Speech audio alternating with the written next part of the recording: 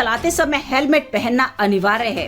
Helmet सिर्फ चालान से ही नहीं बचाता, बल्कि एक्सीडेंट होने पर सिर पर लगने वाली चोटों से भी आपको सुरक्षित रखता है। इस समय बाजार में खराब क्वालिटी वाले सस्ते हेलमेट खूब बिक रहे हैं, जबकि असली ISI मार्क वाले हेलमेटों की भी कोई कमी नहीं है। अक्सर देखने में आता है कि लोग हेलमेट को हाथ में रखकर वाहन चलाते हैं, बल्कि कुछ लोग तो सिर्फ हेलमेट पहनकर निकल पड़ते हैं। वो ये भी नहीं देखते कि हेलमेट ठीक से लॉक हुआ भी है या फिर नहीं। कई बार तो लोग स्ट्रिप भी नहीं लगाते, जिसकी वजह से एक्सीडेंट होने पर हेलमेट निकल जाता है और गंभीर चोट लग जाती है। लेकिन अब अगर आपने ठीक से हेलमेट नहीं पहना तो आपका चालान काटा जा सकता है और आप पर भारी जुर्माना भी लग सकता है। आइए जानते हैं इस नए नियम के बारे में।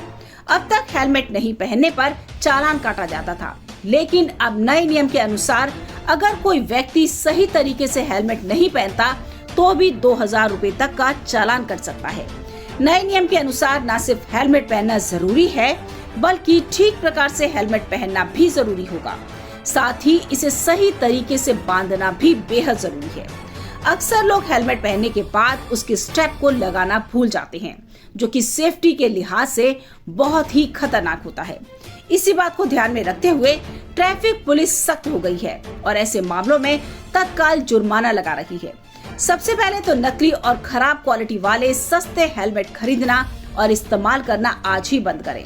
जब आप 1 लाख रुपए की बाइक या स्कूटर खरीद सकते हैं, तो फिर 1000 रुपए का हेलमेट भी खरीद सकते हैं।